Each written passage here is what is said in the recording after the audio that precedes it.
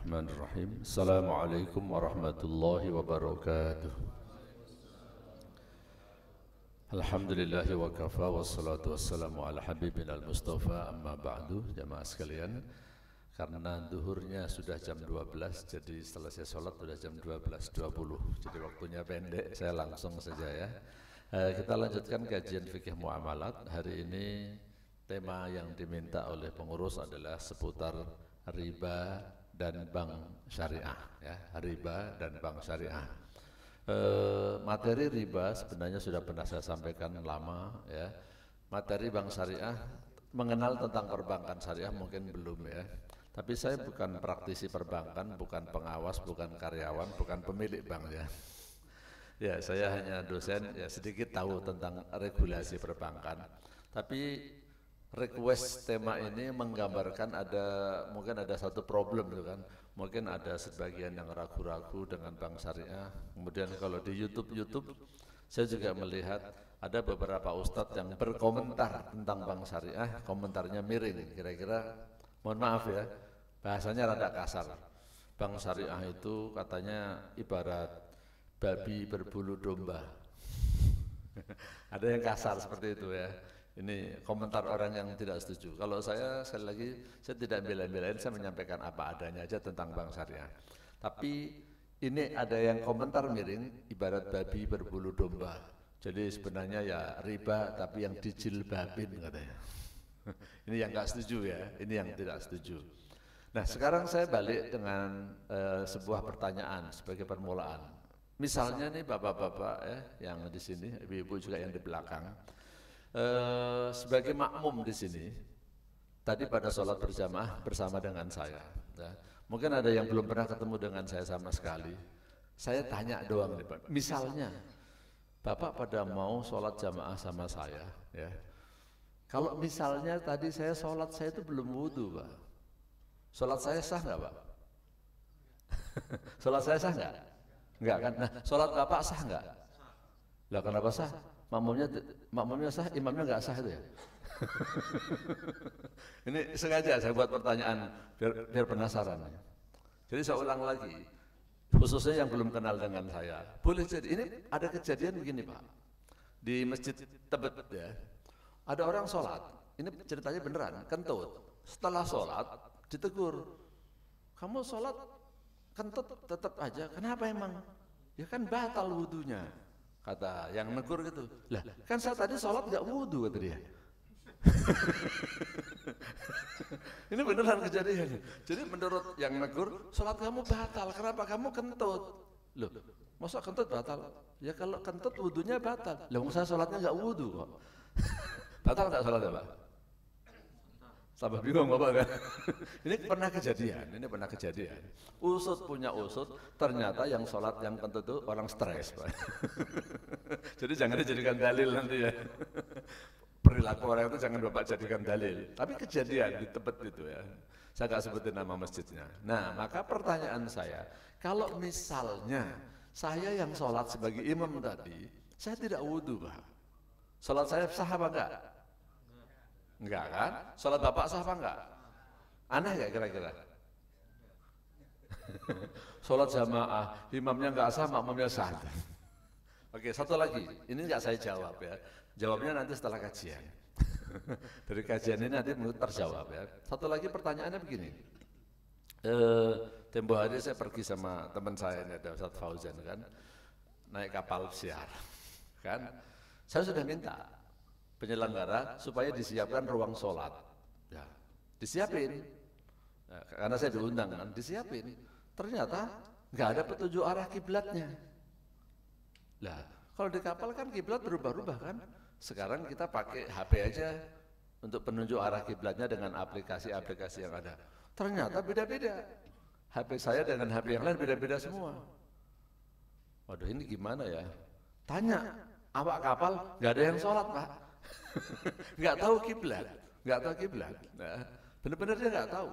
Bahkan kemarin malam Sabtu malam Ahad baru saya tanya di negara yang lain, saya tanya, kalau barat mana sih? Saya tanya petugas hotelnya, barat mana? Saya nggak naik kiblat ya. Kemungkinan dia nggak tahu kiblat. Barat mana? Dia juga ragu-ragu di mana ya. Besok aja pas matahari terbit Bapak cek katanya. Nah saya tanya jam 10 mau sholat isya, mau maghrib Pak. Besok aja pagi katanya. Dia pun nggak tahu barat sama utara sama. Akhirnya ya udahlah kenapa saya nggak mengandalkan pada Kompas? Karena Kompas ketika Kompas yang lewat HP, ini menurut saya akurasinya kan nggak 100%. Saya butuh penguat. Intinya yaudahlah HP-nya beda-beda menunjukkan kiblat. Sudah yang penting saya sholat sesuai dengan ikhtiar yang saya dapatkan dengan berikhtiar melalui HP saya, aplikasinya mudah-mudahan benar. Nah pertanyaan saya, jika ternyata misalnya pada waktu itu kiblat saya tidak benar, sebenarnya salah, HP-nya murahan gitu kan, nggak akurat misalnya kan. Kira-kira sholat saya diterima nggak Pak? Nah, pertanyaan yang sulit nih. Diterima nggak? Loh kiblatnya salah, ternyata saya tuh menghadap ke utara itu, bukan ke barat, bukan ke kiblat. Sah nggak? Kok bisa sah ya? Kalau sekarang di sini saya sholat menghadap ke utara, sah nggak? Nah, ini dua logika yang sengaja saya tanyakan di awal untuk memahami logika tentang riba dan perbankan syariah di Indonesia ya. Bapak nggak usah terlalu pusing. Itu pokoknya pertanyaan nanti insya Allah terjawab di belakang materi saya ini. Oke, saya mulai ya. Riba dan bank syariah. Oke, riba dan bank syariah. Oke, sini saya buka, saya besarkan.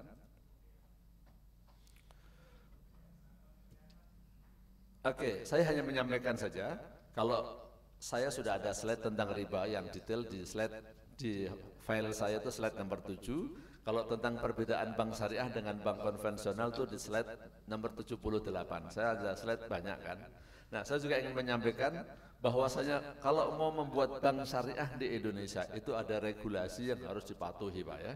Regulasi yang pertama, regulasi Undang-Undang Perbankan tahun 92 yang diperbaharui dengan regulasi Undang-Undang 10 tahun 98 dan yang satu lagi terbaru adalah Undang-Undang tentang Perbankan Syariah. Itu tahun 2008, baru 2008. Ini kita di Indonesia, regulasi ini harus dipatuhi. Ya, tidak hanya kita patuh terhadap Al-Quran dan hadis, tapi juga harus ada patuh terhadap pemerintah. Kalau tidak, ya nggak bisa berjalan, nggak bisa mendirikan bank. Maka ada satu ustadz, saya nggak mau sebutin namanya, yang beliau itu pendapatnya banyak haramnya. Ya, bahkan saya pernah mendengarkan ucapannya di YouTube itu, ya Dewan Syariah itu nggak syariah, pendapat dia. Terus saya pernah dapat brosur, dia mau mendirikan suatu perusahaan di bidang investasi, ya. Sampai sekarang nggak keluar-keluar, kayak jalan-jalan perusahaannya. Kenapa? Karena nggak mau ikutin regulasi, ya kan? Dia dia memang seorang doktor di bidang fiqh muamalat ya. Tapi dia nggak mau ikut regulasi, dia nggak jalan Pak. Itulah saya mati juga nggak bakal berdiri di Indonesia. Walaupun sehebat apapun profesor titel berapa, ya kalau nggak ikut regulasi nggak bisa jalan Pak. Ya, saya nggak mau sebutin namanya aja ya. Saya mau tunjukkan bahwa kita di Indonesia ya, ini ada regulasi yang harus dipatuhi, tidak hanya merujuk kepada Quran dan hadis saja, tapi juga kepada peraturan pemerintah. Dalam hal ini ada undang-undang perbankan. Ini sebagai pendahuluannya. Nah, kemudian tentang perbankan di Indonesia itu ada kelas-kelasnya Pak. Ada buku 1, buku 2, buku 3, buku 4. Sekarang itu ya yang tertinggi namanya buku 4. Itu modal-modalnya segitu. Tapi peraturan terbaru di sini ya, bahwa orang mendirikan bank itu modal minimalnya 10 triliun Pak. 10 triliun kalau dibeliin cendol di gedung ini cukup nggak Pak ya? Tapi yang kecil-kecilnya dulunya itu cuma 1 triliun, cuma 1 triliun. Ini biar sedikit kenal. Nah ya. Nah kemudian maksud saya apa? Saya mau menunjukkan bahwa perbankan itu bisnis yang besar Pak. Ini biasanya orang mendirikan bank, termasuk bank syariah. Ya nggak abal-abal, nggak asal-asal Pak. Ini duit gede loh Pak. Bukan miliaran Pak, tapi triliunan. Kalau dia abal-abal, asal terjang-terjang, duitnya hilang rugi lah Pak. Duit segitu banyaknya nangis lah ya. Maka bisnis bank itu bisnis yang sangat regulatif ya. Yang pada umumnya sangat aman, sangat aman. Apalagi bagi nasabah. Bisnis perbankan itu aman karena dijamin oleh LPS, ya. Selama dana Bapak tidak lebih dari berapa? 2 miliar. Enggak, dana Bapak akan dijamin gitu selama tidak lebih dari 2 miliar. Artinya gini, kalau saya berinteraksi dengan perbankan syariah aman enggak? Itu loh maksud saya. Ya. Ini sesuai dengan syariah enggak? Itu kan. Logika-logikanya udah saya bangun dulu, insya Allah di akhir terjawab. Nah, selain regulasi Pak, Bapak Ibu perlu tahu bahwa ada fatwa DSN MUI. Fatwa DSN MUI itu ya fatwanya MUI. Di MUI itu ada 2 lembaga fatwa, 1 komisi fatwa, 1 DSN. Kalau komisi fatwa itu tugasnya menerbitkan fatwa-fatwa tentang akidah, ibadah, dan lain-lain. Nah, sejak adanya DSN, maka untuk fatwa-fatwa terkait bisnis, ekonomi, dan keuangan itu ditugaskan kepada Dewan Syariah Nasional. Kantornya memang terpisah, karena kerjaannya paling banyak, kira-kira gitu ya.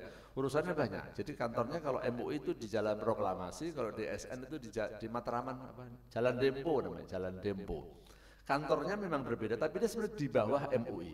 Nah, kaitannya apa Pak? Kaitannya adalah bahwa di Indonesia, fatwanya MUI itu menjadi sebagian aturan yang sah bagi perbankan syariah. Gampangnya kalau mau saya ini, bahwa fatwa DSN MUI itu merupakan aturan yang sah, fatwa yang sah, panduan yang sah dalam menjalankan bisnis syariah di Indonesia. Kenapa begitu Pak? Saya ada slide, nah nih. Karena ada Undang-Undang Nomor 40 Tahun 2007 Pasal 109, ini apa adanya undang-undang ya. Perseroan yang menjalankan kegiatan usaha berdasarkan prinsip syariah, selain mempunyai dewan komisaris, wajib mempunyai dewan pengawas syariah. Ya. Jadi kalau bank syariah, asuransi syariah, multi level marketing syariah, fintech syariah, contohnya gitu. Dia wajib ada DPS-nya. Selain ada komisarisnya, harus ada DPS-nya. Ini undang-undang Pak, ini apa adanya. Dewan Pengawas Syariah, sebagaimana dimaksud pada ayat 1, terdiri atas seorang ahli syariah atau lebih, yang diangkat oleh RUPS atas rekomendasi Majelis Ulama. Jadi dia harus ada rekomendasi dari Majelis Ulama, dan sekarang itu dia wajib punya sertifikat sebagai DPS. Sertifikatnya itu yang menerbitkan LSP MUI, Lembaga Sertifikasi Profesi MUI di bawah BNSP. Ya, nanti si A boleh ditaruh bank A, si B boleh ditaruh bank X, itu harus ada rekomendasi dari MUI. Nah, Dewan Pengawas Syariah sebagaimana dimaksud pada ayat 1 bertugas memberikan nasihat dan saran kepada direksi serta mengawasi kegiatan perseroan agar sesuai dengan prinsip syariah. Nah, supaya berjalan tetap sesuai dengan syariah, kira-kira dalam perusahaan, dalam bank, ikuti fatwa-fatwa atau opininya Dewan Pengawas Syariah. Kalau yang dalam tingkat perusahaan namanya opini, kalau di tingkat MUI namanya fatwa. Jadi kalau apa istilahnya ya, produk ini dikeluarkan langsung oleh DSN-nya namanya fatwa. Kalau produk ini dikeluarkan oleh Dewan Pengawas Syariah namanya opini syariah. Ini tentang aturan main yang Bapak Ibu perlu tahu ya. Nah, dalam hal ini Bapak Ibu sekalian, selain regulasi yang saya katakan undang-undang ABC tadi, nah, Dewan Syariah Nasional telah menerbitkan sekitar 150 fatwa. Ada yang tentang bank, ada yang tentang asuransi, ada yang tentang fintech, ada yang tentang multi level dan lain sebagainya.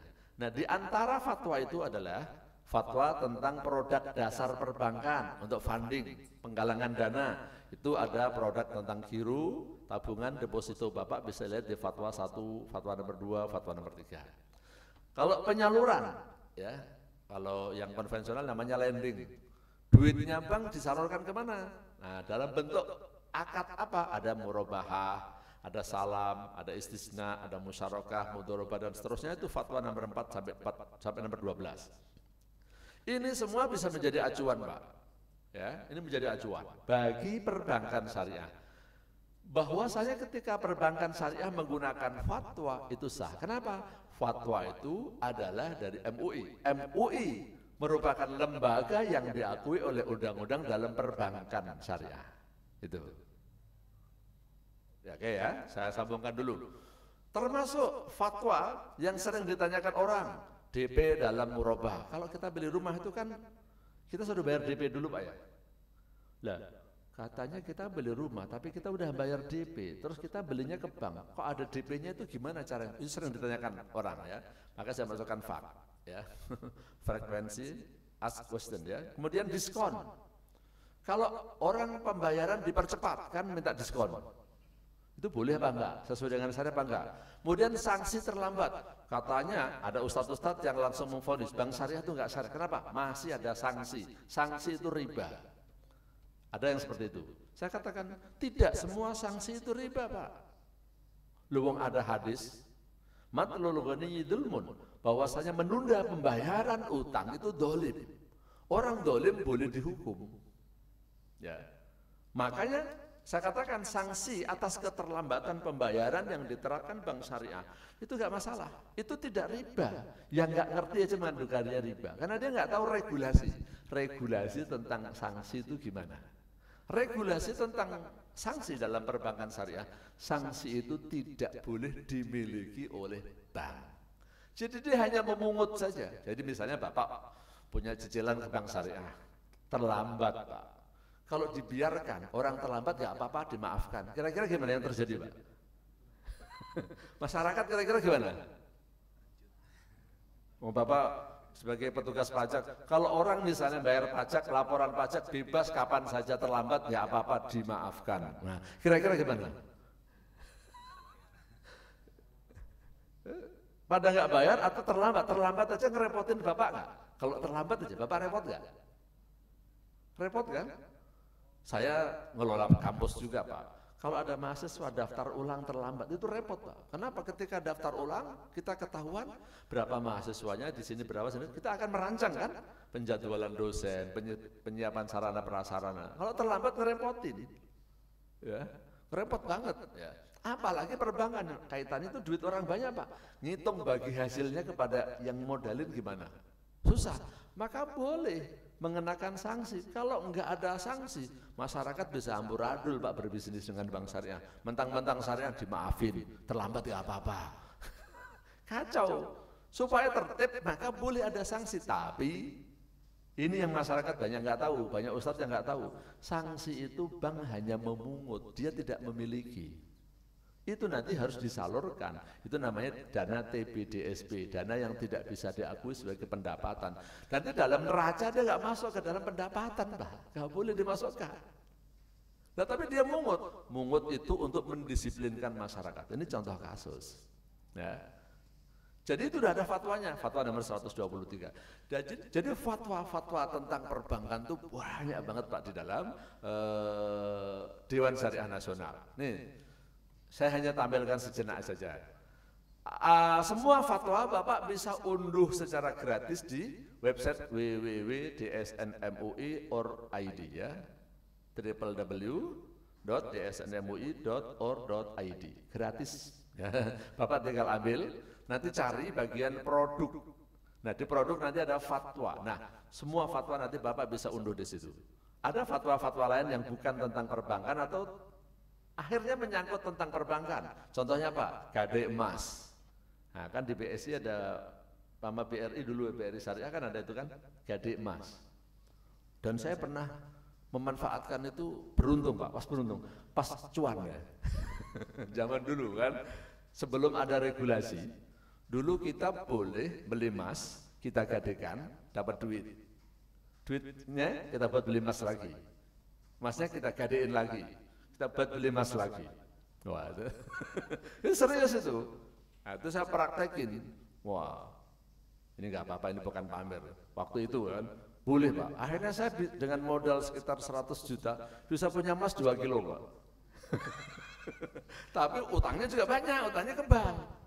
Nah, cuman akhirnya alhamdulillah dalam waktu 1,5 tahun harga emas naik. Dari 400 ribu menjadi 500 ribu waktu itu. Cuan saya, 100.000 kali 2 kilo.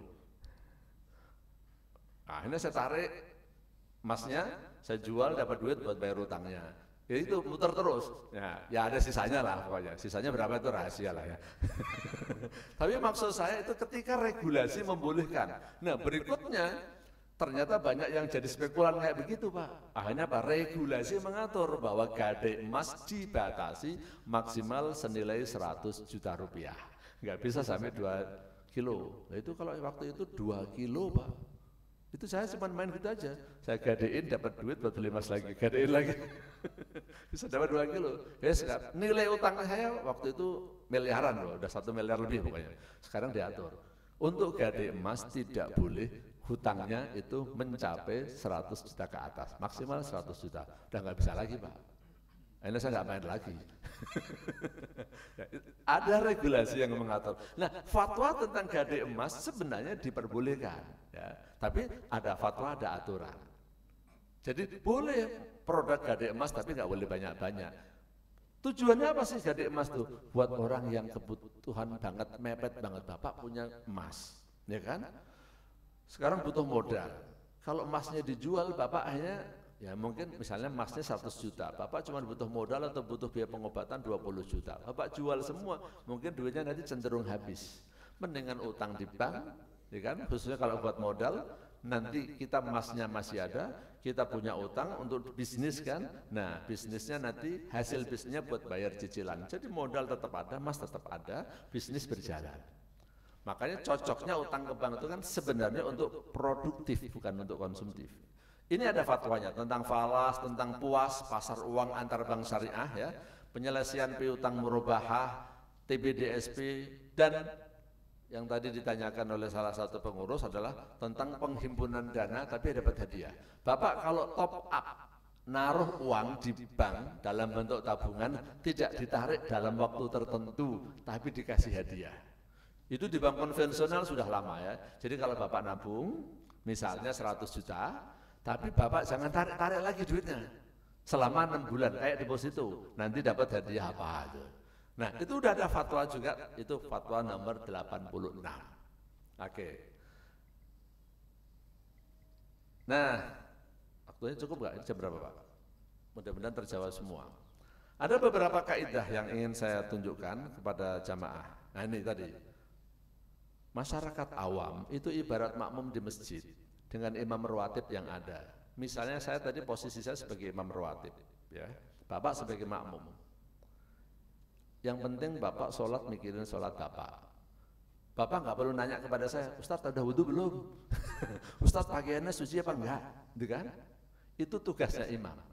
Bapak sebagai masyarakat, ya, sebagai pengguna, sebagai nasabah, itu sudah ada yang ngatur kan? Sudah ada DSN, sudah ada MUI kan?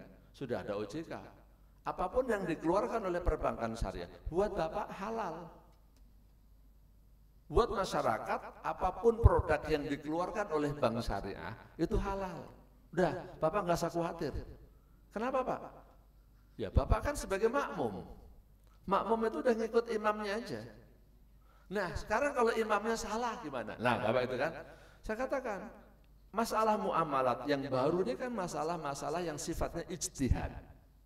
Masalah ijtihad itu Rasulullah menjelaskan, orang kalau berijtihad benar dapat apa, Pak? Dapat pahala? 2. Kalau salah, dosa enggak?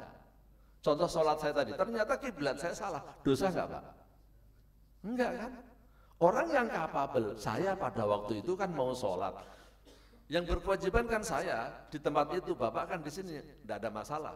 Dan saya punya kapabilitas berijtihad dan punya kewajiban berijtihad tentang arah kiblat pada waktu itu. Saya punya kompas, saya punya tetangga, saya punya kenal, udah saya tanya semua. Hasilnya saya menyimpulkan kiblatnya biasanya ke sono. Ternyata salah saya, Pak. Saya dosa enggak? Enggak, karena saya berijtihad. Ijtihad itu dalam Islam, kalau benar dapat 2, kalau salah dapat 1. Yang penting yang ijtihad itu kapabel, tidak asal ikut. Nah, dalam konteks di Indonesia, yang berkewajiban melakukan ijtihad adalah MUI-nya, para ulamanya. Bapak enggak disuruh berijtihad satu persatu. Orang yang tidak kapabel, ya nggak usah dijadikan rujukan. Orang non-muslim, nggak tahu tentang sholat, nggak tahu tentang kiblat. Ya, dia punya pendapat tentang kiblat dalam contoh kasus saya tadi. Saya mau pakai pendapat dia atau pendapat saya aja, Pak. Misalnya dia, Pak, kiblatnya bukan situ, Pak, kiblatnya itu sono. Misalnya dia ngeyel gitu, saya ikutin dia nggak, Pak? Saya nggak perlu ngikutin, dia bukan kapabel, ya kan? Bukan kapabilitas dia untuk menentukan kiblat. Saya lebih tahu tentang kiblat, kalau saya Muslim, dia non Muslim, kan? Nah ini ada orang yang dia tidak tahu tentang bisnis, tidak tahu tentang regulasi, tidak tahu tentang hukum syariah, salah satunya lah ya. Terus dia ngeyel seperti ini, enggak itu haram. Tapi yang punya wewenang dalam hal ini imam rawatibnya, yang punya wewenang untuk ngimamin, dia ada ngimamin kok. Kalau misalnya saya yang salah, kalau saya sengaja, saya enggak wudu, saya sholat, ya Bapak tetap sholatnya sah kan? Dosa saya yang saya sholat tidak pakai wudu, itu urusan saya dengan Allah. Urusan Bapak dosa nggak? Bapak mau nggak saya bilang, Bapak dosa, kenapa? Sholatnya harus diulang, kenapa? Imamnya tadi nggak wudu. Bapak udah nanya belum ke imamnya? Udah wudu belum? Pakaiannya sah nggak? Bapak tanya nggak kalau sholat di masjid itu? Nah, ya. Jadi inilah logika yang mau saya sampaikan. Saya bukan orang perbankan, bukan karyawan, bukan promosi, tapi di dalam fikih itu memang seperti itu, Pak. Jadi kalau masyarakat semua suruh mikirin satu persatu, ya nggak mungkin juga, Pak, suruh ijtihad semuanya. Ini produk tabungan ini halal apa enggak ya? Semua orang berfatwa, kacau balau, Pak. Yang berfatwa adalah yang punya kapabilitas. Dalam konteks di Indonesia, fatwa yang diakui itu adalah fatwa dari MUI. Ya. Kalau fatwa dari Ustadz Fulan, dia mengatakan begini dan begitu, ya Bapak capek. Nah makanya ini dalam konteks, ini udah ada aturannya loh Pak, ini bisnis yang ada aturannya di Indonesia. Ya kalau masalah sholat, kan tidak ada aturan di Indonesia. Bapak mau sholat gimana, mau pakai madhab Syafi'i, Hambali, Hanafi, ikut Ustadz A, Ustadz B, silakan saja. Gitu ya. Kemudian terakhir ini, kayaknya saya ada logika begini Pak. Nah ini nomor 3 ini saya mau tunjukkan Pak. Menghalalkan yang haram itu berdosa Pak. Ya, kalau Bapak mengatakan babi halal dosa Pak, tapi Bapak juga harus tahu ya, mengharamkan yang halal itu dosa. Air minum ini halal Pak. Kalau Bapak nggak suka dengan air minum merek ini, ya Bapak jangan minum, tapi jangan bilang ini haram. Kalau ada orang yang tidak suka dengan bank syariah, maksud saya begitu. Ya, kamu kalau nggak suka nggak apa-apa, tapi jangan bilang bank syariah itu haram. Karena begini-begini. Sementara ada ustadz, ada ulama, lembaga fatwa yang berhak menerbitkan fatwa ini udah halal. Itu. Jadi jangan sampai kita mengharamkan yang halal, jangan menghalalkan yang haram juga.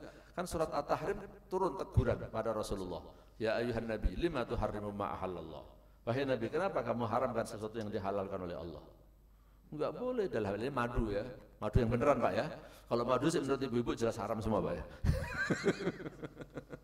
Itu madu yang asli ya. Madu yang asli haram. Ciri-ciri madu yang asli gimana? Kalau dibawa pulang, piring pecah. Istri ngamuk, nah itu madu yang asli ya. Jadi maksud saya intinya adalah, ya Bapak semangat beragama boleh, semangat tinggi boleh. Tapi jangan sampai misalnya dalam sholat berjamaah Bapak ngelihat kayaknya imamnya meragukan, jangan-jangan itu jas kayaknya udah 3 tahun nggak dicuci kayak Ustaz. Kayaknya najis itu kan, saya nggak mau sholat sama Ustaz Sofwan, saya mau bikin jamaah sendiri di sana. Pada waktu saya sholat, contohnya saya sebagai imam rawatib, kemudian Bapak bikin jamaah baru di sana, boleh nggak Pak? Nggak boleh, malah dosa Bapak. Bapak kalau memang nggak setuju, ya udah cari masjid yang lain. Jangan sholat di sini atau nunggu sholatnya di sini selesai, nanti Bapak baru sholat sendiri. Kalau ada imam rawatib yang nggak boleh kita mendirikan sholat jamaah sementara ada imam rawatib. Imam rawatib itu maksudnya imam yang ditunjuk yang resmi di sini. Nggak boleh. Ya. Bapak mendirikan sholat jamaah sendiri malah berdosa Pak. Tanya semua ulama. Bapak dosa. Ini pernah kejadian di Istiqlal. Ada ustadz dari kampung itu kan jalan-jalan ke Istiqlal. Pas sholat maghrib, dia bikin sholat sendiri, ditegur sama petugas. Saya mau jamak kata dia. Ya Bapak kalau mau jamak kan maghrib sama isya kan dia maghribnya gabung sama imam rawatib, harusnya kan gitu Pak. Nanti isyanya dia sholat sendiri. Bikin jamak, enggak, dia dari maghribnya, soalnya lagi sholat ya di depannya, dia mau sholat jadi ditegur lah sama satpamnya, ngeyel lagi Pak dia. ini ustadz ya atau level apa dia. Akhirnya dia sholat, disuruh sholat di luar. Ya nggak boleh, masuk di sini ada imam rawatib sholat kemudian dia bikin sholat sendiri, nggak bisa. Ya, caranya nggak begitu. Nah, maksud saya, kalau Ustadz punya pendapat sendiri silakan, tapi Ustadz nggak boleh membatalkan haknya imam rawatib, tugasnya imam rawatib. Kamu nggak boleh jadi imam. Ini udah ada fatwa yang diakui oleh regulator, ya. Bapak itu fatwanya nggak sah, katanya. Fatwanya nggak sesuai dengan saya. Ini fatwa saya. Nah, maka saya tunjukkan tadi, ada ustadz yang begitu. Akhirnya dia bikin perusahaan, diumumkan. Saya sudah baca brosurnya, ditawarin, disuruh invest. Kagak bakalan bisa, saya bilang. Sampai sekarang beberapa tahun nggak bisa berdiri. Lah dia nggak mau ngikutin regulasi. Ini kan negara Pak, ada regulasinya. Nah itulah kira-kira ya tentang perbankan syariah. Jadi nanti kalau ada yang tidak setuju, jawabannya seperti itu. Wallahu a'lam bishawab. Ini memang waktunya singkat. Kalau ada pertanyaan silahkan. Jam berapa ini? Saya kepengennya banyak pertanyaan. Saya udah ngebut ternyata. Sudah jam 12.52. Silahkan. Yang mau bertanya. Saya sengaja tidak menjawab satu permasalahan, jadi permasalahan deposito, permasalahan murabah, tapi ini global. Jadi Bapak merasa aman dan nyaman gitu loh dalam berinteraksi dengan bank syariah, gitu kan. Dosa, ya nggak dosa, wong ijtihad itu nggak dosa kok Pak. Ijtihad itu kalau salah nggak dosa. Ini belum ada yang nanya nih. Kalau belum ada yang nanya, saya kasih selingan begini tentang ijtihad yang benar dapat 2, salah dapat 1. Dulu begini, dalil yang dipakai gini. Rasulullah pernah menugaskan sekelompok sahabat suruh pergi. Anggap saja namanya saya rubah Pak ya. Ini lagi di Gambir. Sahabat-sahabat ditugaskan pergi ke Sukabumi. Jam sekarang nih, jam 1. Nah, Rasulullah begini, kalian jangan sholat asar kecuali di Sukabumi. Kira-kira begitu ya. Jangan sholat asar kecuali di Sukabumi. Nah, sebentar saya perpendek ini. Nah, ternyata sampai Ciawi macet Pak, nggak bergerak. Sampai jam 4 masih di Ciawi. Bapak sholat di mana? Di Ciawi apa nunggu di Sukabumi? Lah kenapa gak di Ciawi? Bapak gak mau taat sama Rasulullah nih. Kan udah pesan jangan sholat asar kecuali di Sukabumi. Lah Bapak sholat di Ciawi gimana itu? Bapak gak taat sama Rasulullah. Jadi mana? Sholat Ciawi atau di Sukabumi? Bapak ngayal juga nih. Nah akhirnya sahabat terpecah menjadi 2 kelompok. Ada yang sholat di Ciawi, ada yang sholat di Sukabumi.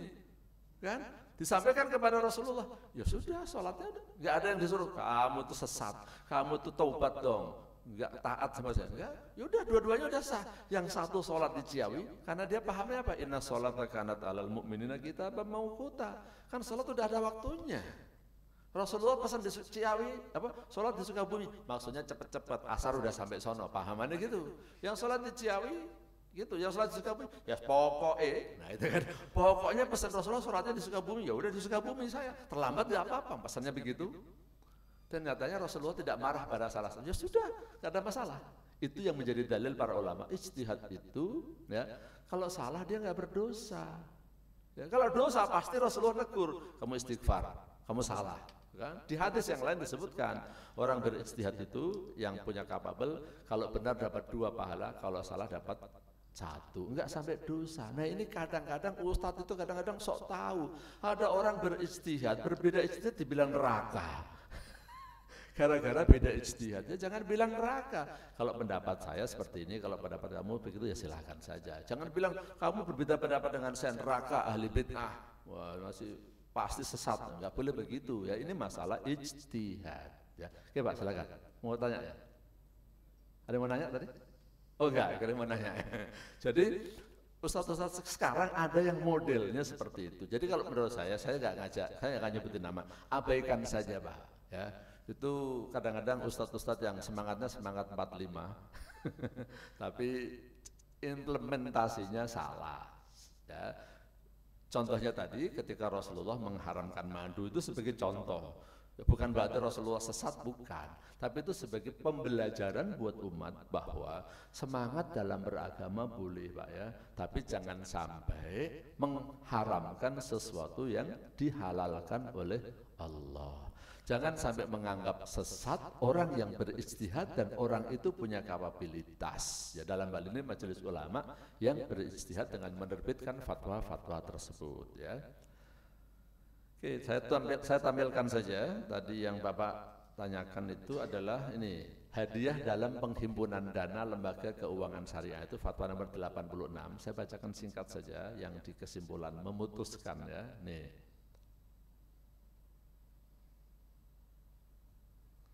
Di mana yang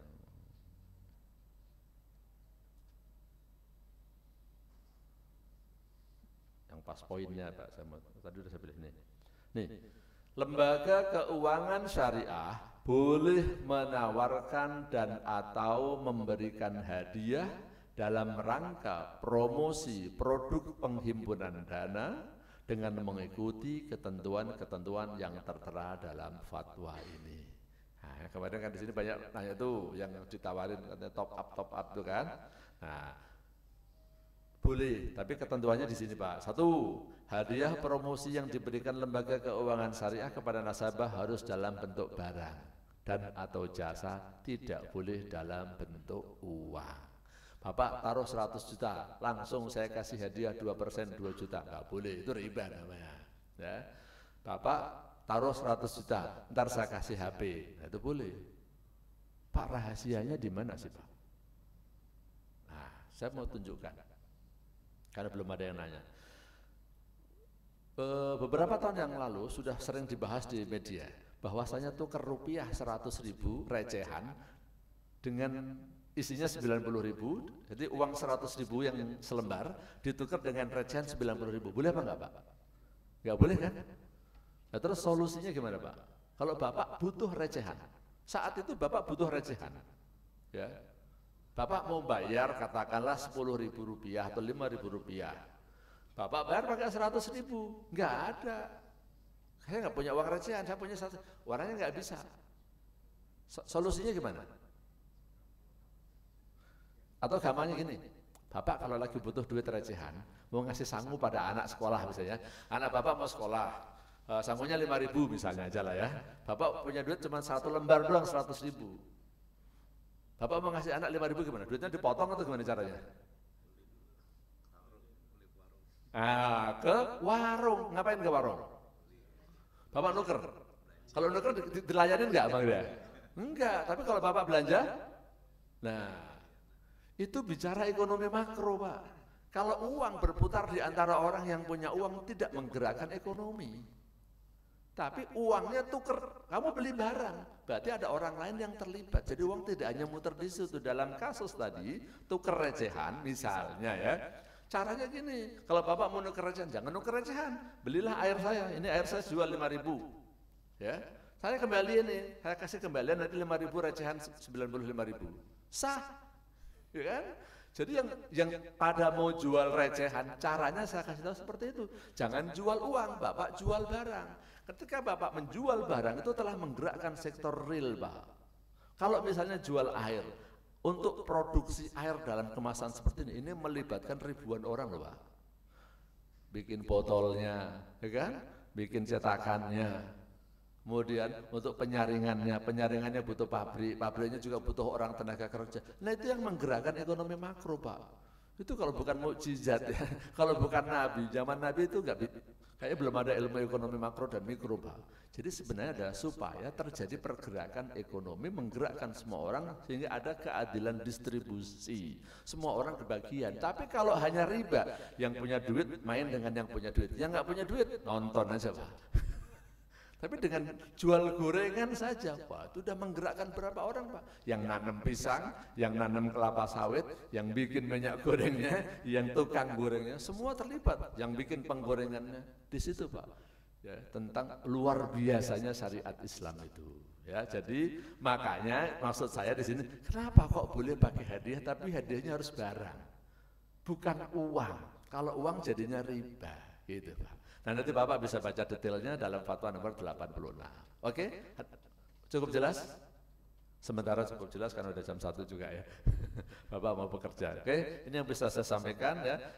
Sekali lagi untuk fatwa-fatwa Bapak bisa unduh secara cuma-cuma. Kalau Bapak butuh slide yang saya minta, yang saya buat nanti Bapak kirim WA ke saya aja. Nanti insya Allah akan saya kirimkan slide-nya kalau sudah sampai di kantor, sudah dapat koneksi internet untuk laptop saya. Nih nomornya ya. Jadi silakan kalau yang perlu slide-nya yang saya buat tadi ya. 0818 654 479. Demikian kurang lebihnya, mohon maaf. Wallahu a'lam bishawab. Subhanakallahumma wa bihamdika asyhadu an la ilaha illa anta astaghfiruka wa atubu ilaik. Wassalamualaikum warahmatullahi wabarakatuh.